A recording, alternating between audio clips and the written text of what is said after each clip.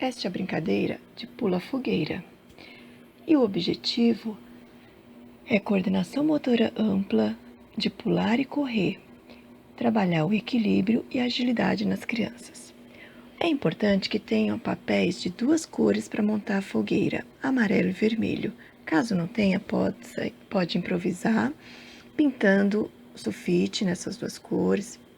Peça para as crianças pintarem, trabalhar um pouco, a pintura deles. Terminando de pintar, seja com giz, com tinta, da forma que quiser, vocês vão fazer 2 quadrados. E estes 2 quadrados vocês vão dobrar desta forma. E aí, dobra mais uma vez, formando um triângulo. E vai dobrando as pontinhas. Sempre triângulo, triângulo, triângulo, ok? Até ficar neste formato. Vocês vão pegar, então, a base de papelão com os rolos de papel higiênico e fazer como se fossem as lenhas.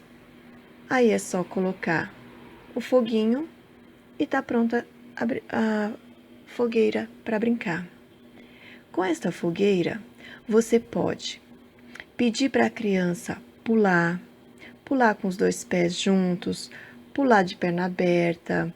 Você pode pedir para ele correr e saltar. Nisso, você vai trabalhando a coordenação, o equilíbrio, a agilidade, Todas essas habilidades muito importantes para o seu desenvolvimento. Então, você pode também inventar a brincadeira dos animais. E cada pulo que ele for dar, ele imita um animal. Então, pula imitando um gato, pula imitando agora um cachorro, um leão, e aí vai. Você pode inventar, diversificar da forma que você quiser. Mas o importante é utilizar essas brincadeiras juninas para o aprendizado dos nossos pequenos, ok? Um grande abraço e até a próxima brincadeira. Tchau!